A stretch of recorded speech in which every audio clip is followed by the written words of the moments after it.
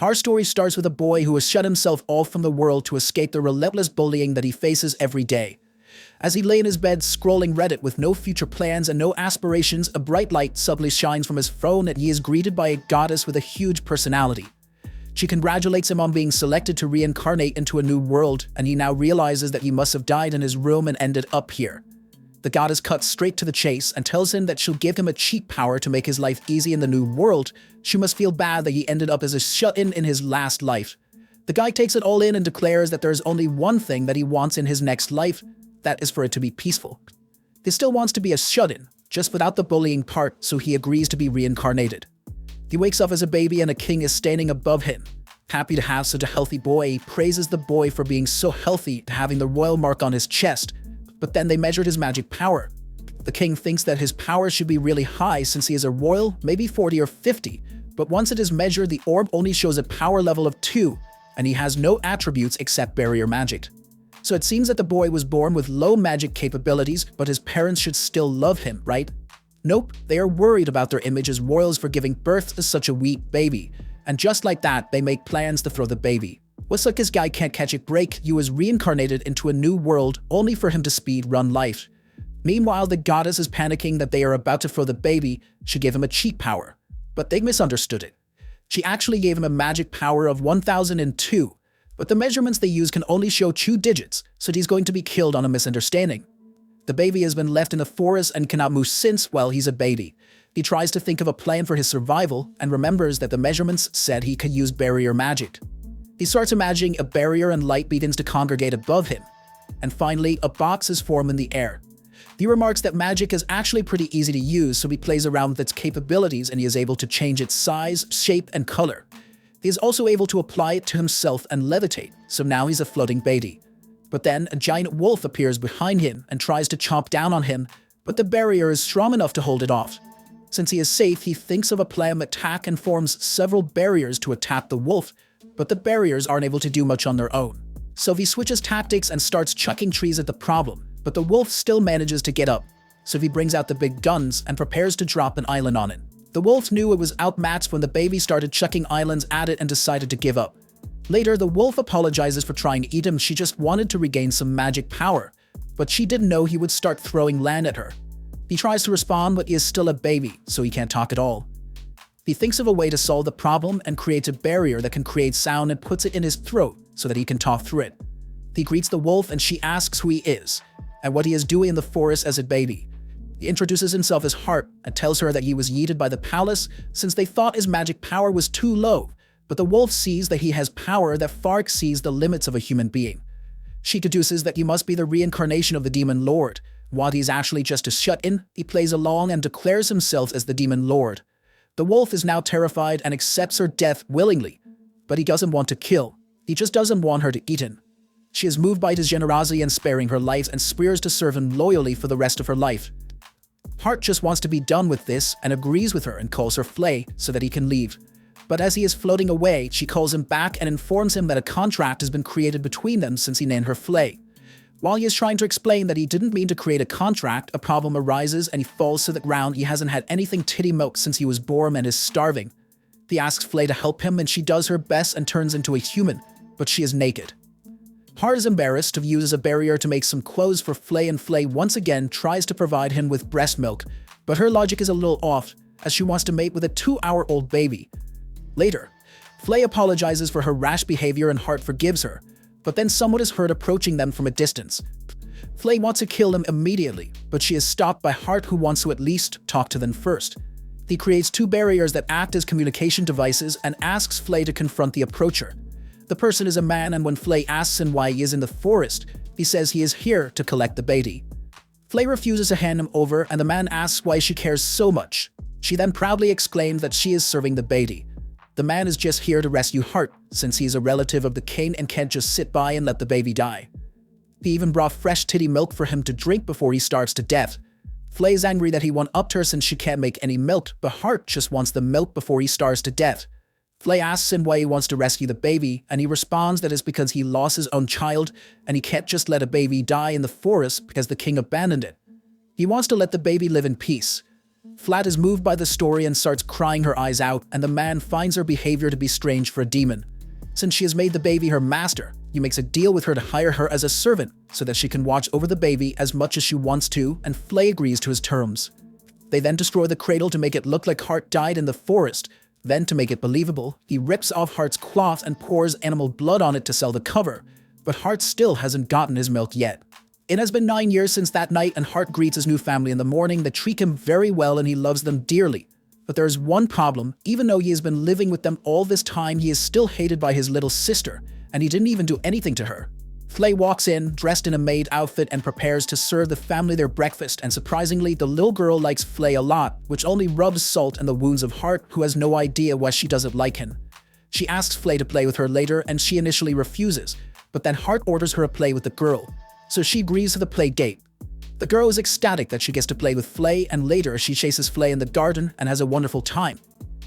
Hart is watching them from a distance and feeling left out, but then his mother comes up to him and tries to cheer him up, telling him that his sister, Charlotte, only avoids it because she doesn't know how to approach boys around her age, so it's not because of anything that he has done. After all, she is really attached to Flay.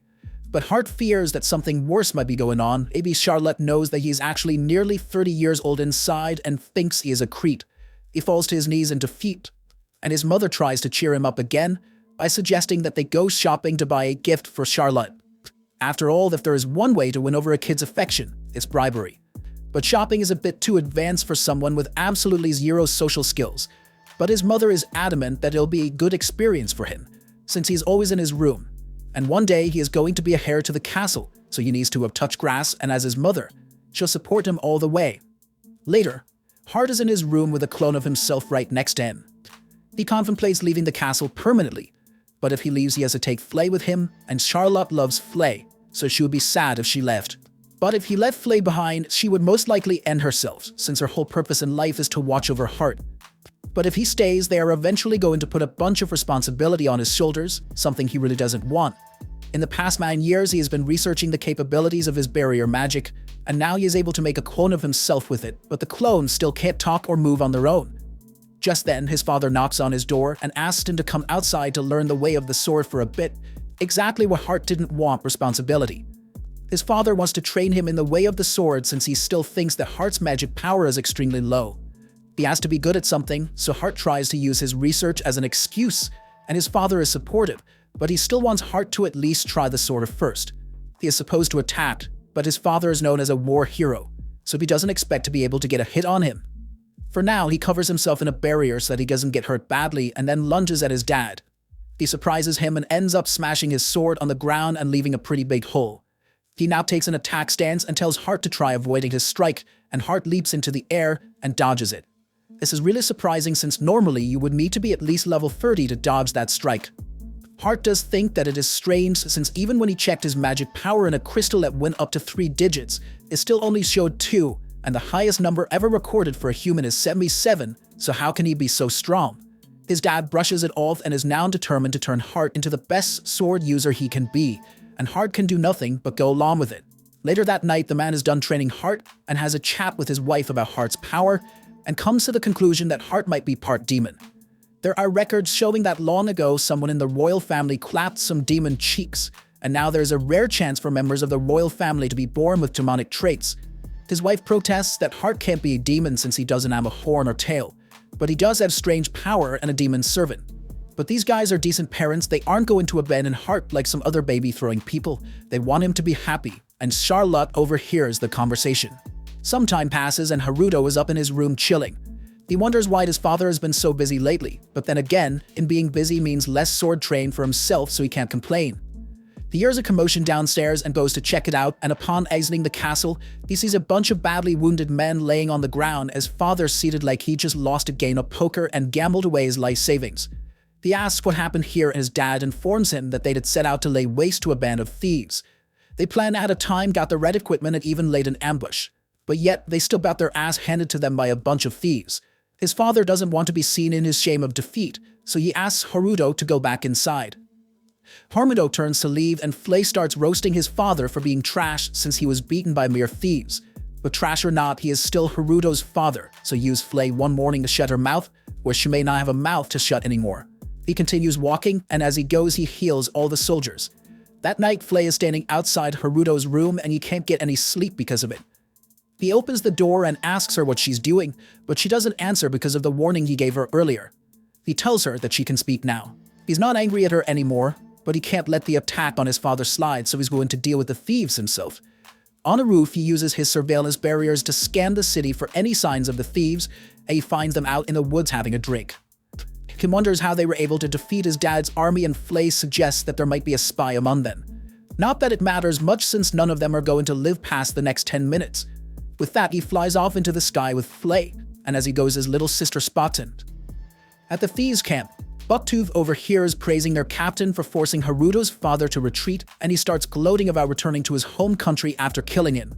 However, unbeknownst to him, Haruto was standing there and heard the whole thing. He freezes them in place with his barriers, but then Bucktooth starts running his mouth, and we already know Haruto has no patience for needless chatter. His conditions are simple: answer his questions truthfully or have all 206 bones shattered. After his interrogation, he finds out that the thieves are actually soldiers from the neighboring empire who were tasked with pretending to be thieves and attacking to cause man. The captain starts begging for his life since he has said everything he knows, but Haruto, unlike Batman, has a no loose ends policy. He orders Flay to burn down the entire fort and the people along with it. As he walks away, he decides to send his father an anonymous letter tipping him off to the neighboring empire's plans. The next day, Haruto's father has received the letter and has confirmed that the thieves' fort had been burnt down. Charlotte asks him who could have done it, but he has already figured out by now that Flay was the one that burned the fort down. Upon hearing this, Charlotte runs off to go find Flay and ask her what Haruto actually is. Last night she saw him fly off, but when she went to his room, his clone was in his bed. Flay takes the opportunity to brag about Haruto's immense power. Later, Flay tells Haruto everything that happened with Charlotte, and Haruto now realizes that Charlotte must be incredibly suspicious of him. From that moment on, she keeps following him around wherever he goes, even when he's taking a bath. She keeps it up for an entire week, and by the end of it, Haruto is now spying on her too. During breakfast the next day, Haruto finds out that his mother and Charlotte are going to be going on a trip together, but later in his room, the surveillance barriers that he set on Charlotte start going off because she's being attacked right now. Their guards get jumped and the assailants are now after them. Natalia is doing her best to defend Charlotte, but there is no way she could handle 4 guys at once. A barrier appears on Charlotte's ear and suddenly has a good idea of where to go as if she is receiving instructions. His mother wonders where Charlotte is receiving instructions from, but she's not going to complain about being saved. They get to the edge of a cliff and Charlotte says to jump, and left with no other choice, she jumps off the cliff and runs into the cave Charlotte had been directed to. And this is where she makes the dumbest decision I've seen all day. She leaves Charlotte in the cave in order to go find the person that was directing Charlotte, and is almost immediately captured. She now decides that it's not worth it to be captured, so she's prepared to off herself. Haruto arrives just in time to save her from herself, and now he's really angry, so he blasts the attackers away. He then heads into the cave to speak with Charlotte, and he tries disguising his voice to keep his identity secret. But she already recognizes his aura and calls out to him as her brother. She asks him if he is a hero of justice, and he just plays along with it for now. He's still back to go deal with the attackers, no loose ends policy and all. Haruto returns home where his father is receiving a report on what happened. He tries to play off like he had no involvement, but Gold is still suspicious. He realizes that the Imperial soldiers must have been let into the kingdom by a mole on his side. Not long after, Charlotte and Natalia return and are greeted warmly by Gold, and Charlotte has finally warmed up to Haruto. Haruto is happy to finally have his sister's love, but Flay is jealous. From then on, Charlotte has been clinging to Haruto non-stop. She barges into his room and sees him looking at the surveillance barriers he has set up, and she thinks it's ancient magic. Haruto goes along with it to get the discussion over with, but Charlotte tells him that she knows where he can get some books on ancient magic. She takes him to the library, and he is amazed that he has never seen it despite living here longer than Charlotte. She grabs a stool and starts picking out books related to ancient magic for him, and they sit down to read it. Charlotte wants him to read one of the books to her, so she sits on his lap to get the full Big Brother experience. While reading, he gets reminded of anime and starts complaining about how he never gets to watch anything new in this world. Charlotte has no idea what he's talking about, so she asks him to explain what anime is. He starts explaining it to her, but to Charlotte, it sounds like a fake fan trying to explain the correct watch order. Haruto worries that she's going to think he's weird now, but she is just even more excited to see something like that. And with that smile, Haruto knew that by any means necessary, he had to let Charlotte watch anime. Fast forward 2 weeks and Haruto somehow managed to get an internet connection to Japan. They must give Charlotte a chance to watch anime, so he logs into his streaming service and creates a child account to spare her the trauma of watching Boku no Pico. She gets her first look at anime and she is entranced by the colorful moving pictures. But there's one problem: she doesn't understand Japanese. Haruto thinks it might be hard for her to learn Japanese, but Charlotte is a goddamn genius and masters in just 2 hours.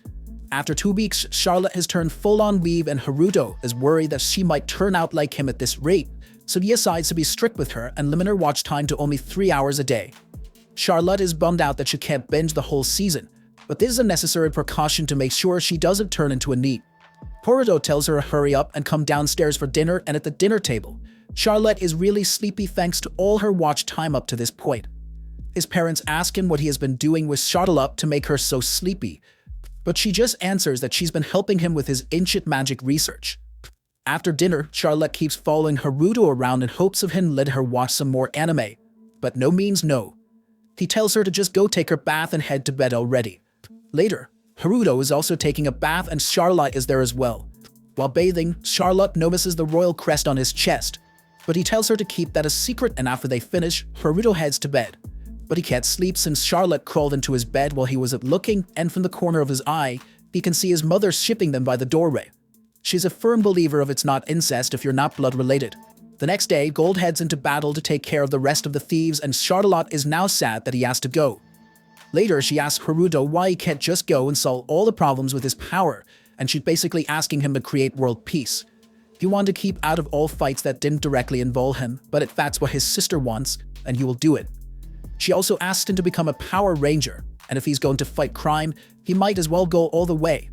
He sets up a camera for Charlotte to watch and flies off only to find the thieves hiding in a cave, so he beats them up. He's then spotted by Gold, who realizes that he is a little late to the party. When asked about his motives, he just says he's here for justice, but internally he dies of cringe. As time passes and he continues to be a bad guy, he has become known as the Black Knight. Dark Knight was already copyrighted. After some time, Haruto has finally perfected his clone, and it is really similar to him. But when Flay comes to tell them to come downstairs, the clone is also similar to Haruto's laziness. Haruto goes downstairs where his father is greeting the princess and prince, his biological siblings. The prince is a little piece of shit, and the fact that he will become king went to his head. He sees Haruto and decides to assert dominance by dueling in.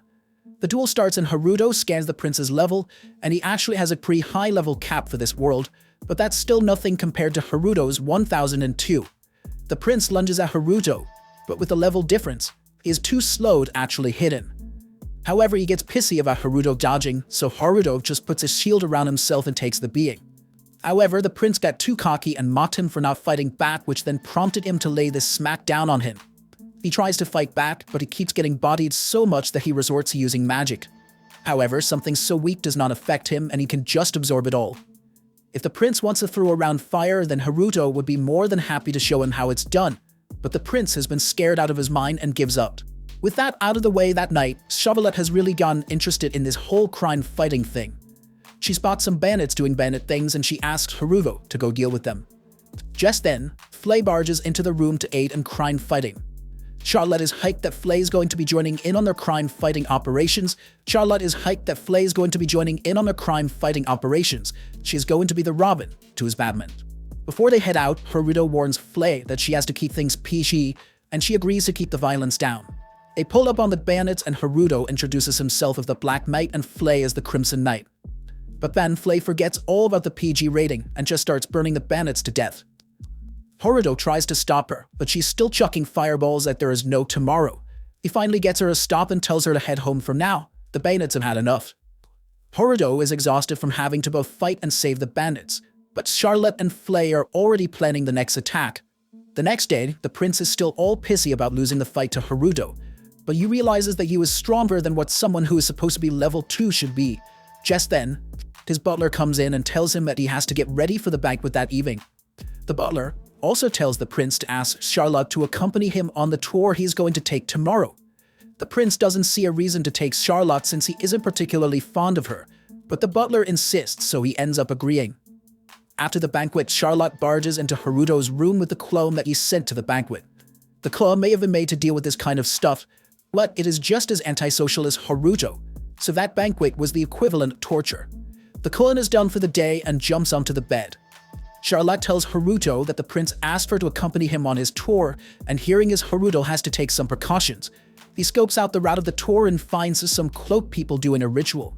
He goes up to them and asks if they have a permit for their cult summoning ritual, but they get defensive and attack him.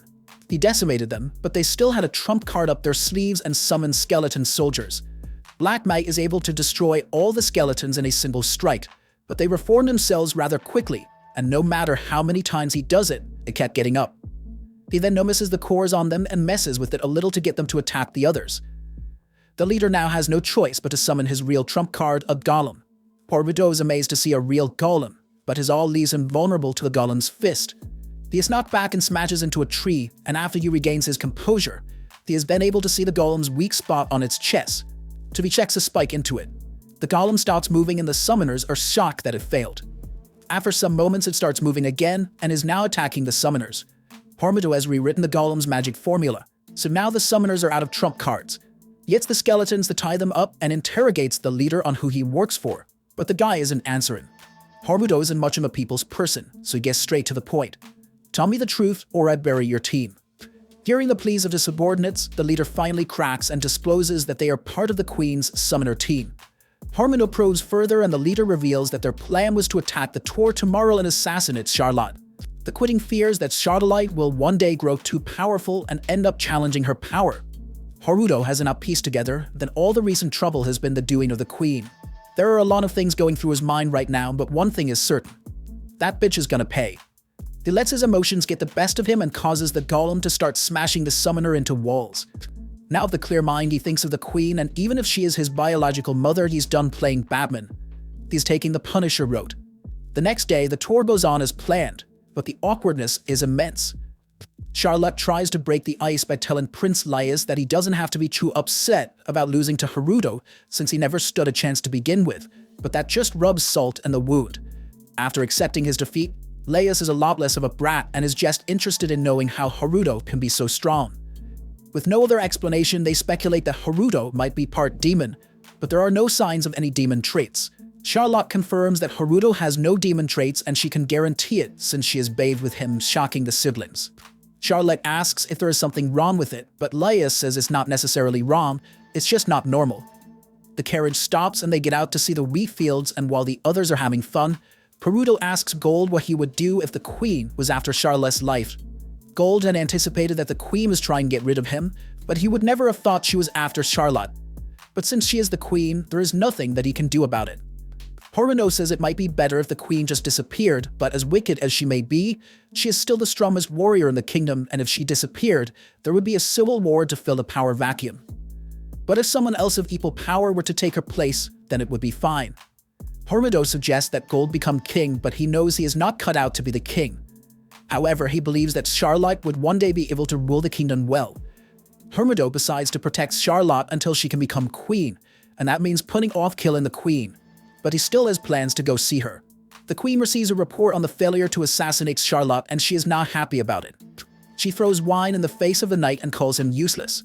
The knight tries to explain that the Black Knight has been foiling all their plans, but the Queen doesn't see what the big deal is with one measly vigilant. She thinks she might just have to take him on herself and put an end to this. And the chance to put her money where her mouth is presents itself as Black Knight is right there. The Queen's mates try to guard her, but they are immediately choked out by barriers. The Queen asks how he managed to get into the castle, since there should be several layers of barriers around it. But barriers are kind of Black Knight's thing, so it's not like that was going to stop him. She doesn't care anymore and just wants to kill him, so she activates 3 spells at once, and Black Knight is actually pretty impressed. She creates a ball of water around him and tries to drown him, but he just jumps straight out of it. Next, she tries throwing spikes at him. And when that doesn't work, she tries a fireball and she thinks she has finally gotten in. But Black Knight just gets up and goes, "Yep, that was fire, alright." It's now his turn to attack, and he just casually pelts her with blast after blast until she runs out of mana to defend herself. With no other options, she engages in close combat with the holy sword that killed the demon king, and she explains that she is the strongest in the world. But immediately after, she gets disarmed and is now defeated. He still can't kill her despite how much he wants to, so he puts a collar around her neck that will kill her if she ever does anything against Gold or Charlotte again and leaves her to wait in her defeat. He walked in, asserted dominance, and just left right after. After a long night of asserting dominance, Haruto's threat has kept the queen at bay for 5 years, and now he is spending the day playing with Charlotte in the snow. Not much has changed as Charlotte is still a weeb and Flay is still useless in everything other than the most random things.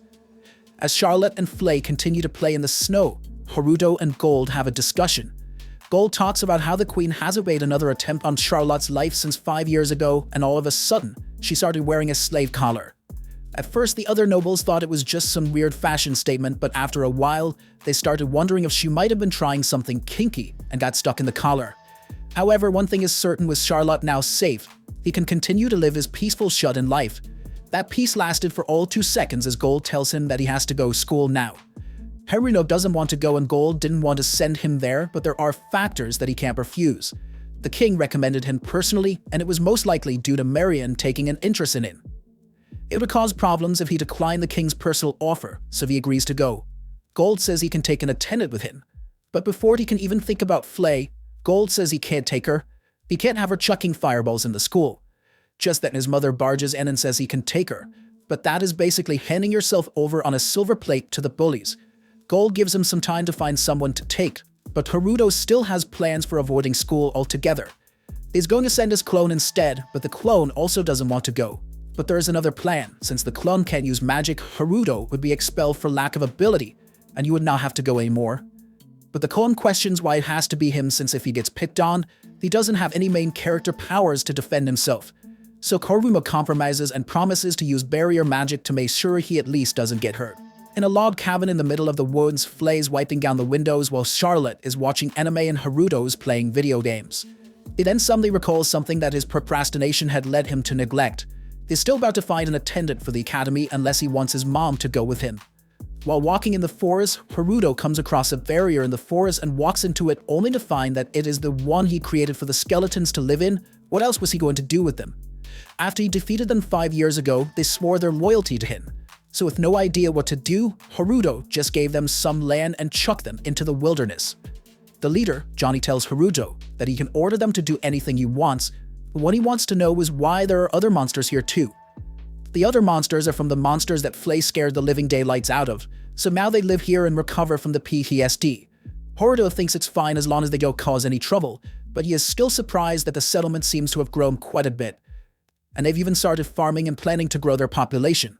Haruto starts thinking that Johnny seems to be quite capable, and if he manages to create a body for him, then he might make a perfect attendant. He would be perfect if he didn't talk so much that it. Johnny notices the look on Haruto's face and asks if he may have done anything wrong, but Haruto denies it and says he is just impressed with how well Johnny is handling things here. Later, Haruto sits by the lake and talks to himself about how tired he is. He had thought he could just spend time alone in the forest, but that whole thing happened. And while he is sitting there, the golem pops up behind him and sits down. The golem is named Jigen and is a lot more soft-spoken than Johnny. In that respect, Haruto would like to take her as his attendant, but I assume the academy doesn't make 10-ton beds. As Haruto walks back to the cabin, he realizes that picking an attendant might actually be really difficult, but seeing as he has learnt nothing from his procrastination, he decides to forget about it for now. He returns home and Flay asks him what all this talk of attendance is about, but Haruto remembers that Flay isn't an option, so he tells her that it has nothing to do with her. The next day, Charlotte starts coming up with new names for things and ends up naming the monster village Pandemonium.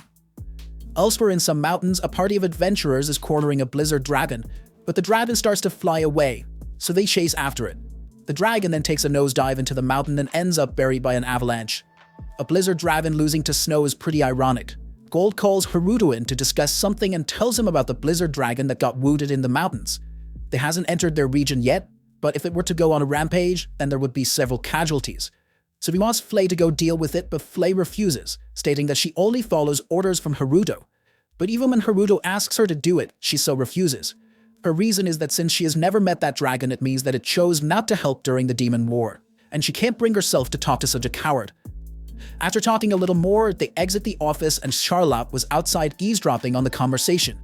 She asks Flay to please save the dragon. And if both Haruto and Charlotte are asking, she hasn't a choice but to agree. They head to the mountains and Haruto begins scanning the area until he locates the dragon.